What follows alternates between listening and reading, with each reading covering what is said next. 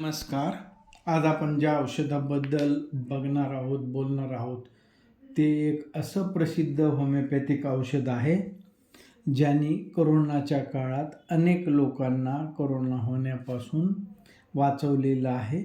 व हे औषध ministry of Ayush, government of India यांनी जीनस एपिडेमिकस म्हणून सजेस्ट केलेलं आहे. त्या औषधाचं नाव आहे आर्सेनिक अल्बम. कोरोनाच्या काळात प्रिव्हेंटिव्ह म्हणून वापरलं गेलेलं आर्सेनिक अल्बम हे औषध मिनरल किंगडमचं असून या औषधामुळेच होमिओपॅथी कोरोनाच्या काळात खूप प्रसिद्ध झाली. व ज्या लोकांना अगदी खेड्यापासून शहरापर्यंत ज्या लोकांना होमिओपॅथी हे शास्त्र माहीत नव्हतं, ते होमिओपॅथी शास्त्र माहीत करून देण्याचं काम ज्या औषधाने केलेलं आहे, अशा ह्या आर्सेनिक अल्बम औषधाबद्दल आज आपण बघणार आहोत. तसंच हे पण बघणार आहोत की ह्या औषधामुळे कोरोना काळात अनेक लोकांना का आराम पडला.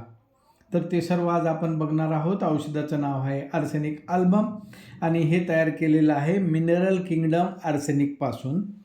तर ह्या औषधाचा सर्वसाधारण उपयोग किंवा या औषधाचा परिणाम हा म्युकस मेम्ब्रेन, मन, श्वासोश्वास म्हणजे रेस्पिरेटरी सिस्टीम, फुफ्फुसे, रक्त, हृदय, मज्जातंतू, पांथरी म्हणजे स्प्लीन, स्नायू, त्वचा इत्यादी अवयवावर होतो. एकदम अत्यंत तीव्र स्वरूपाचे परिणाम हे औषध करतं. त्यामुळेच जेव्हा कोरोनाच्या काळात अचानक पेशंटला खूप आजार व्हायचा आणि लगेचच वाढायचा, तर अशा प्रकारचे तीव्र स्वरूपाचे परिणाम दूर करण्याचं काम हे औषध करतं. ह्या औषधाच्या वेदना वेड लावणाऱ्या असतात आणि ह्या औषधामध्ये विस्तवाने भाजल्याप्रमाणे आग असते किंवा तापलेल्या सुया, तारा शरीरात भोसकल्याप्रमाणे वेदना असतात. पण ह्या वेदना उष्ण उपचाराने कमी होतात. श्वासोश्वास जलद चालतो, थंडी वाजत असते, उत्तरोत्तर सहनशक्ती कमी होत जाते आणि अगदी क्षुल्लक कारणाने सुद्धा खूप सारा अशक्तपणा येतो. शरीराची झीज होते. दुखण्याच्या मानाने अशक्तपणा हा खूप जास्त असतो. वेदना डोके, जठर किंवा शरीराच्या इतर अवयवात आलटून पालटून म्हणजे अल्टरनेट होतात. कधी डोक्यात, कधी पोटात, कधी शरीराच्या इतर अवयवात. वारंवार मूर्छा येते. ह्या औषधातून जे स्त्राव आहेत या औषधामध्ये ते करवडणारे म्हणजे ॲक्रिड आणि अगदी कमी प्रमाण म्हणजे स्कॅन्टी आणि पातळ असतात. थिन डिस्चार्जेस असतात म्हणजे डिस्चार्जेस ॲक्रिड, थिन आणि स्कॅन्टी. ह्या डिस्चार्जमध्ये लाळ असेल, घाम असेल किंवा एखादी लस असेल आणि ते जो डिस्चार्ज आहे त्याची जी दुर्गंधी आहे ती प्रेताप्रमाणे असते. विकारांचा दुष्टपणा असतो. सडण्याची प्रक्रिया जलद गतीने होते. अँटीसेप्टिक म्हणून पण हे औषध काम करते. पेशंट अत्यंत अस्वस्थ आणि बेचैन असतो. समुद्रकाठची हवा, त्यामुळे आजार वाढतो.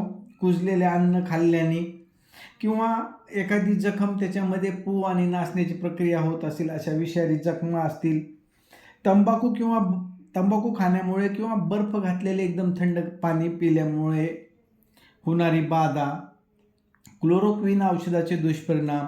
समुद्रात स्नान केल्याने, प्रवास केल्याने, डोंगराची चढण चढताना, काळजीमुळे, दुःखामुळे, भीती यामुळे झालेले विकार ह्या औषधामध्ये येतात.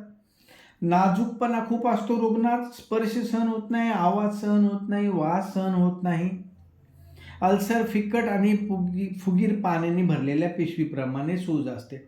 या औषधाच्या ज्या जखमा असतात किंवा जी सूज असते ती एखाद्या पिशवीत पाणी भरल्यासारखे ब्लिस्टर्स असतात. जलोदर असतो, ॲनिमिया पण असतो.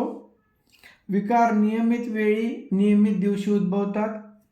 फेफरेने बेशुद्ध पडणे, आचके येणे या औषधामध्ये असते आणि त्यानंतर गुंगी येते. अधूनमधून अस्वस्थता जाणवते. फिट येण्याच्या अगोदर चक्कर येते. डोक्याच्या मागील भाग दुखावयास लागतो. कंपवातासाठी सुद्धा हे महत्त्वाचं औषध आहे. बाळंतपण झाल्यानंतर लागलेले वेळ हे ह्या औषधामध्ये येते. हिस्टेरिक पेशंट असतो, एकदम छातीत कोंडल्यासारखे वाटून श्वास घेता येत नाही. मानसिक लक्षण खूप महत्त्वाचे आहेत. पेशंट नेहमी अप्रसन्न असतो, त्याला काहीही सहन होत नाही. अत्यंत चोखंदळ व्यक्तींसाठी हे औषध आहे. अव्यवस्थितपणा यांना खपत नाही. सगळं नीटनेटकं जिथल्या तिथं जागच्या जागी पाहिजे. कोणतीही गोष्ट हट्टाने करून घेण्याचा त्यांचा स्वभाव असतो आणि दुसऱ्याचे दोष दाखवण्यात हे लोक पटाईत असतात. मानसिक यातना असतात आणि बरे होण्यासंबंधी निराशा असल्याने मरणाची चिंतायुक्त भीती असते. तर आपण कोरोनामध्ये बघितलं, खूप साऱ्या लोकांमध्ये आपण बरे होऊ का नाही अशा प्रकारची निराशा आणि मरणाची भीती वाटत होती. आणि तशा प्रकारच्या मानसिक लक्षणामध्ये जेव्हा श्वासोश्वासाची लक्षणं येतात त्यावेळेस आर्सेनिक अल्बमसारखं दुसरं औषध नाही आहे. ह्या लोकांना जगावेसे वाटत नाही. भीती रात्रीच्या वेळी जास्त असते. वागणूक बेफाट वागणूक, स्वतःचे हाल करून घेणे, केस ओढणे, नखे खाणे, चावणे अशा प्रकारची प्रवृत्ती दिसून येते. आत्महत्या करून घ्यावी अशी मनात प्रेरणा येते. अस्वस्थता असते. एका ठिकाणी चैन पडत नाही. सारखं जागा बदलतात. मूल आईकडून दाईकडे, दाईकडून पुन्हा दुसऱ्या व्यक्तीकडे जाण्यासाठी धडपडत असते. ह्या व्यक्ती एकट्या असल्या की मरणाची भीती येते. त्यामुळे यांना सारखं सोबत कुणीतरी असावं असं वाटतं. अनोळखी व्यक्तींना ह्या लोकांना भेटा वाटत नाही. त्यांचा अपराध केला आहे असं वाटतंय. कोणाचा तरी खून केला आहे असे वाटून धास्ती वाटत असते. चंचल, चिडखोर आणि भित्र्या स्वभावाचे व्यक्ती असतात हे. संशयीपणा, कंजूसपणा, दारुड्या लोकात दिसून येणारी बडबड, वाद ह्या औषधामध्ये येतो. घरभर चोर आहेत असे वाटून लपून बसतात हे लोक. रात्रंदिवस भूते यांना स्वप्नात दिसतात आणि जरुरीपेक्षा जास्त असावे अशा प्रकारचा हावरट स्वभाव यांचा असतो. डोक्यामध्ये डोकं सुन्न होणे, भणभणणे, पण डोक्याच्या वेदना ह्या थंड गारव्याने कमी होतात. शरीराच्या इतर भागातील वेदना उष्णतेनं कमी होतात, पण डोक्याच्या वेदना ह्या गारव्याने कमी होतात. डोके ठणकते, आग होते, डोक्यात अस्वस्थता वाटत असते, डोके सारखे हलते आहे किंवा हलवावे असे वाटते, मळमळ होत असते आणि मळमळ होऊन शेवटी उलटी होते. प्रकाश सहन होत नाही, आवाज सहन होत नाही. अंधारात डोकं उंच करून निजल्याने या लोकांना बरं वाटते. डोकेदुखी व पोटदुखी किंवा शरीरात इतर ठिकाणी आलटून पालटून वेदना सुरू असतात. मायग्रेन, अर्ध डोकेदुखी आणि पोटदुखीचा त्रास असतो किंवा इतर आजार आलटून पालटून होत असतात. क्लोरोक्विन खाण्यामुळे झालेली अर्धशिशी म्हणजे मायग्रेन. डोळ्यात कापल्याप्रमाणे वेदना होतात. केस विंचरणे लोकांना सहन होत नाही. आगपेन म्हणजे नागबीन, नागवेडा, लसयुक्त पुयुक्त पुटकुळ्या असतात नागवेड्यामध्ये. केस गळून पडतात, अकाली पांढरे होतात, डोक्यात कोंडा होतो. खोकत असताना चक्कर येणं हे एक महत्त्वाचं लक्षण या औषधात आहे. दमेकऱ्यांमध्ये जर दम लागत असताना चक्कर येत असेल तर आर्सेनिक अल्बम हेच औषध. डोळे वारंवार येतात, पापण्या लाल होतात, वन पडतात, खुपऱ्या होतात, आग होते, डोळ्यातून करवडणारे ॲक्रिड पाणी येते, सर्व वस्तू हिरव्या रंगाच्या दिसतात, जाळीतून बघत आहे की काय असे वाटते, डोळे खोल गेलेले असतात, गार पाण्याने किंवा कोरड्या शेकाने डोळ्यांना बरे वाटते, डोळ्याभोवती सूज आल्यामुळे डोळे उघडता येत नाहीत, आतील कोपरापासून बुबुळापर्यंत पिवळा पापुद्रा येत असतो, प्रकाश सहन होत नाही, अन्नाकडे बघवत नाही, कानामधून पातळ दुर्गंधिस्त करवडणारा स्त्राव येतो, वेदना होतात, नाकामध्ये हिवाळ्यात होणारी सर्दी किंवा शिंका येऊन नाकातून चुरचुर होणारे पाणी वाहते, नाक चोंदलेले असते, सर्दी घशात, कंठात व छातीत उतरून घसा खवखवतो, कोरडा खोकला येतो किंवा ल्युकोरिया जर बाह्य स्त्रावाने, ल्युकोरिया किंवा इतर आजार बाह्य स्त्राव बाह्य उपचाराने जर बंद केले आणि त्यानंतर जर सर्दी चालू झाली तर हेच औषध आहे. सर्दी वारंवार होण्याची प्रवृत्ती असते, शिंका आल्या तरी समाधान होत नाही, कॅन्सर सारखे आजार, वास सहन होत नाही, नाकात फोड येतात, अन्नाचा वास सहन होत नाही, ओकारीनंतर किंवा प्रक्षोभाचा भर ओसरल्यानंतर नाकातून रक्त येते, चेहरा फिक्कट चिंताग्रस्त व बसलेला असतो, चेहऱ्याला गार घाम येतो, ओठ काळे पडतात, गालावर लाली, तापलेल्या सुया बोचल्याप्रमाणे वेदना, होठाचा कॅन्सर ह्या औषधामध्ये येतो, तोंडामध्ये हिरड्या सुजून रक्त येते, तोंडात निळसर काळसर व्रण पडतात व ते चरत जातात, रक्तमिश्रित लाळ असते, रात्री दात दुखतात, तोंडातून जळजळीत पाणी येते, जीभ कोरडी होते, स्वच्छ किंवा लाल असते किंवा निळसर पांढरी आणि लाल कडा जिभेवर असतात. जिभेची आग होते, चव कडू लागते, पाणी किंवा खाण्यापिण्याला अन्न कडू लागतं किंवा खारट, झोपेत दात खाणे, पाणी पिताना भांडे चावणे, तोंडाला घाण वास येत असतो, घसा सुजतो, टॉन्सिल सुजतात, घसा आतमधून पांढरा दिसतो, गिळताना आग होते, पोटामध्ये ओकाऱ्या व जुलाब तांदळाच्या धुपणीप्रमाणे दुर्गंधी असते, कॉलरा, आग होऊन थोडा थोडा काळा आंब शौचात पडतो, खाण्यानंतर किंवा गार पेय पिल्याने बरे वाटते, आतड्याचा व त्यावरील आवरणाचा सूज ह्या औषधामध्ये येते, पोट फुगते, स्पर्श सहन होत नाही, लहान मुलांमध्ये कॉलरेसारखी हगवण, मूल मलूल होऊन पडते, अंग गार पडते, मुलाला गार घाम येतो व अंगाला घाण वास येत असतो, जलोदर, मूळव्याध, मोड बाहेर येते, आग होते, पण ती आग शेकण्याने कमी होते, गुदद्वाराभोवती कंड सुटून इसबासारखी उगवण येते, यकृत व पांथरी टणक होऊन मोठी होते, म्हणजे हिपॅटोस्प्लिनोमेगाली असते, उदरात भयंकर कळा येतात, कोणत्याही अवस्थेत बरे वाटत नाही, त्यामुळे जमिनीवर गडबडा लोळतात, जीविताविषयी निराशा असते, गुद बाहेर येते, नेहमी संडास लागल्यामुळे संडासची जागा बाहेर येणे, स्टमक किंवा ज्याला जठर म्हणू, अन्न पाहण्याचा किंवा अन्नाचा विचार करण्याचा किंवा अन्नाच्या वासाचा भयंकर तिटकारा असतो, अत्यंत तहान लागते पण पाणी पिलं तरी तहान जात नाही, बर्फाचे गार पाणी प्यावेसे वाटते पण ते पाणी पण मानवत नाही, लगेच उकून पडते, भूक लागत नाही, थोडं जरी खाल्लं तरी पोट भरल्यासारखं वाटतं, अन्न पोटात अन्न किंवा पाणी ठरत नाही, पोटात गळून गेल्यासारखं वाटतं, रक्ताच्या व पित्ताच्या उकऱ्या होत असतात, जेवल्यानंतर गार पाणी पिल्याने उचक्या लागतात, हिव तापात मलेरियामध्ये ताप येण्याच्या वेळेस ताप येण्याच्या ऐवजी उचक्या लागतात, स्प्लीन मोठी होते, लिव्हरवर सूज येते, थोडं पण वारंवार पाणी प्यावं असं या लोकांना वाटतं, जास्त पाणी पिलं तर उलटी होऊन बाहेर पडतं, मूत्रेंद्रियामध्ये लघवी थोडी थोडी व बरंच कणून होते किंवा न कळत होते, पॅरालिसिस असतो मूत्राशयाचा किंवा ब्लॅडरचा,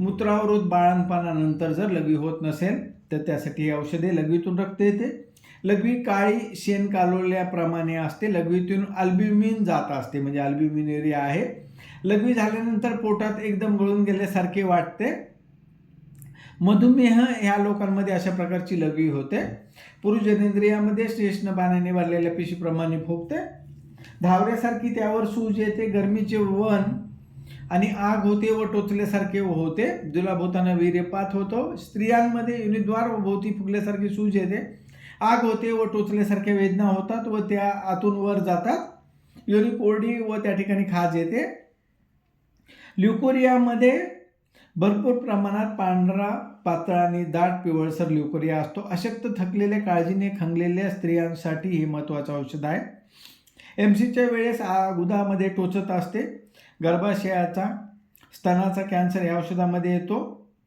रक्तामध्ये रक्त काळे, एमसीच्या वेळेस जास्त संभोगाची इच्छा वाढते, रजपिंडात उजव्या ओवरीमध्ये तापल्याप्रमाणे वेदना होतात, अस्वस्थता येते, सारखे पावले हलवली म्हणजे बरे वाटते, डिस्मेनोरिया वॉर्म ॲप्लिकेशननी बरे वाटते, स्तनात आग होते, हालचाल केल्याने बरे वाटते, श्वसनेंद्रियामध्ये आवाज बसतो, कंठामध्ये वाफ आहे असे वाटते, कंठाची सूज, श्वासोश्वास खूप कष्टाने होतो, दमा मध्यरात्री नंतर पाठीवर निजल्याने जास्त होतो, खोकला कोरडा येतो, खोकला आला म्हणजे अंथरुणात उठून बसावे लागते, छाती दाबून धरावीशी वाटते, खूप गळून गेल्यासारखं थकल्यासारखं वाटतं, जलद चालताना चढताना दम लागतो, फुफ्फुसे कुजतात, दुर्गंधीयुक्त हिरवा कप पडतो, उजव्या फुफ्फुसाच्या वरच्या भागात एके ठिकाणी सारखे भोसकल्याप्रमाणे दुखत असते, फुफ्फुसात पाणी साचते, प्लुरसीनंतर फुफ्फुसात पाणी साचते, अंगावर आलेली उगवण मावळताना दमा लागतो, वासाने दमा लागतो, श्वासोश्वास करताना शिट्टी वाजवल्यासारखा आवाज येतो, खोकला कोरडा असतो, रात्री व पेय पिण्याने तंबाखू ओढल्याने खोकला वाढतो, खोकला कधी कोरडा कधी कफ असतो, घशामध्ये गंधकाची वाफ असल्यासारखे गरम वाटते, छातीत गारवा वाटतो किंवा आग होते, खोकताना कपातून रक्त जाते, कफ थोडा फेसाळा असतो, थुंकीमधून रक्त जाताना पूर्ण अंगात आग होत असते, पाठीच्या स्कॅपुलामध्ये दुखते, दारुडे किंवा मिनोपॉजमध्ये असलेल्या स्त्रियांमध्ये थुंकीतून रक्त जाण्याचे प्रकार आढळतात. हृदयामध्ये अशक्तपणा, थरथर होते, क्षुल्लक कारणाने, मनक्षोभाने, श्रमाने, चढताने छातीत धडधडल्यासारखं होतं. पाठीवर निजल्याने विशेषतः हा त्रास वाढतो. हृदयाच्या ठोक्यांचा आवाज ऐकू येतो. सर्वांगात वेदना होतात आणि त्या मानेत व डोक्याच्या मागील भागात, छातीत, डाव्या हातात पसरत जातात. श्वासोश्वास घ्यावा असं वाटत नाही. नाडी जलद, हळू आणि कंपयुक्त असते. हृदयाच्या भोवती पाणी साचते. शौचानंतर छातीत धडधडते. शरीर अशक्त वाटते, कंप सुटतो. पाठ, कमरेमध्ये अशक्तपणा वाटतो. पाठीत ताटल्यासारखे वाटते. गुदास्तीतून मानेपर्यंत वर वेदना जाणवतात. माकडहाडात मार लागल्यासारखे वाटते. हातपाय अशक्त, थकल्यासारखे असतात. हातापायांना कंप असतो. रात्री स्वस्थ निजवत नाही. पावले हलवाविशी वाटतात. सियाटिकामध्ये चालण्याने किंवा शेकल्याने बरे वाटते. पायाच्या बोटाचे तळवे दुखतात, वन पडतात. वृद्धपणी बोटे कोरडी काळी होऊन कुजावयास लागतात. वृद्धपणातला गँग्रीन, शेकल्याने बरे वाटते. सूज नाळगुत, झोपेत जोराचे धक्के बसतात. पायात अस्वस्थपणा वाटून चालावे, इकडे तिकडे फिरावे असे वाटते. पायाच्या बोटाखालील उंचवटे चालताना दुखतात. पोटात पेटऱ्या येतात, पोटऱ्यात पेटके येतात. पावलांना सूज येते. झोप अस्वस्थ असते. वादळ, वीज, आग, मरणाविषयीची स्वप्ने पडतात. झोप लागता लागता अचानक अंग हल्ल्यासारखं, धक्का बसल्यासारखं वाटतं. दचकून जाग येते. डोक्यावर हात घेऊन झोपावे असे वाटते. जांभया येताना हातपाय ताणावे असे वाटतात. तापीमध्ये हिवताप, खूप थंडी वाजते किंवा थंडी वाजत नाही. पूर्ण अंगात दाह होतो. गरम पाणी प्यावे असे वाटते. थोडं थोडं पण थोड्या वेळेला पाणी प्यावं असं वाटतं. घाम थोडा येतो. हाडे दुखतात. अत्यंत थकवा येतो. टायफॉईडच्या शेवटच्या अवस्थेत जेव्हा पेशंट वातात बडबड करत असतो आणि गार घाम येत असतो व खूप अशक्त असतो, अस्वस्थ असतो. शौचास पातळ पिवळे दुर्गंध व कित्येक वेळा नकळत होते, अशा वेळेस हे औषध आहे. क्षयी ज्वर, शिरामधून कडक पाणी वाहत आहे असे वाटते. बाहेरून अंग गार पण आतून गरम वाटते. घाम येताना खूप तहान लागते. दम लागतो किंवा थकवा येतो. त्वचेचे विकार व आतील अवयवाचे विकार आलटून पालटून होतात. अल्टरनेट स्किन आणि इंटरनल डिसीजेसच्या प्रॉब्लेम असतात. त्वचा कोरडी, खरखरीत व वाळून सुकल्यासारखी दिसते. मळकट आणि वळ्या पडलेली त्वचा, त्वचाच्या आड होऊन पापुद्रे जातात. पुटकुळ्यामध्ये पू होऊन खपल्या बसतात. दुर्गंधीयुक्त पू असतो. काळसर निळसर भाजल्याप्रमाणे फोड येतात व त्या आग होते. वन उथळ पण त्यात कापल्याप्रमाणे वेदना होऊन त्यातून काळसर रक्तमिश्रित स्त्राव येतो. केसतोड म्हणजे बॉईल्स, गळवे, काळीपुळी, चाळणीसारखी भोके पडतात आणि खोल जातात. भयंकर आग होते. निमुळत्या टोकांच्या पुटकुळ्या, इसब, धावारे, कॅन्सरचे वन, पित्ताच्या गांधीहून अंगात आग होणे, खाज येणे. मासे खाल्ल्यानंतर जर पित्ताच्या गांधी येत असतील तर त्यासाठी हे महत्त्वाचं औषध. या औषधामध्ये थंडीमुळे आजार वाढतात. बर्फाचं पाणी पिल्याने आजार वाढतात. अन्न खाल्ल्याने, थंड हवा, नियमित वेळी नियमितपणा असतो. लक्षणांमध्ये मध्यरात्री किंवा मध्यरात्रीनंतर आजार वाढतात. दुपारी 2 नंतर म्हणजे मध्यरात्री आणि मध्य दुपारी आजार वाढतात. दर 14 दिवसांनी रिकरन्स असतो किंवा वर्षातून एकदा हे लोक आजारी पडतात. भाजीपाला खाल्ल्याने किंवा अति दारू पिल्यामुळे होणारे दुष्परिणाम, संसर्गजन्य आजार जसे की कोरोना किंवा इन्फ्लुएन्झा यासारखे संसर्गजन्य आजार, वाईट मांस खाल्ल्याने आणि शरीरावर आलेली उवण बाहेरून मलम लावून बरी केल्यानंतर उद्भवणारे आजार, क्लोरोक्विनचे दुष्परिणाम, शरीराच्या उजव्या बाजूमध्ये आजार, समुद्राकाठी दमट हवेमुळे आजार वाढतात, श्रम केल्याने आजार वाढतात, तंबाखू खाणाऱ्या लोकांचे आजार, निजल्याने आजार वाढतात. या लोकांना उष्णतेने बरे वाटते, कोरडा शेक घेतल्याने बरे वाटते, एकदम कडक गरम अन्न खाल्ल्याने बरे वाटते, गरम पांघरून घेतल्याने, हालचाल करत राहिल्याने बरे वाटते, चालण्याने बरे वाटते, डोके थोडे उंचावर ठेवून अंधारात झोपल्याने बरे वाटते आणि ताठ बसल्याने किंवा अनेक लोकांच्या कंपनीत बसल्याने या लोकांना बरे वाटते. तर आज आपण अत्यंत महत्त्वाचं औषध ज्याचा खूप सारा उपयोग होमिओपॅथीमध्ये आहे व नेहमी लागणारं औषध आर्सेनिक अल्बम याबद्दल बघितलं. धन्यवाद.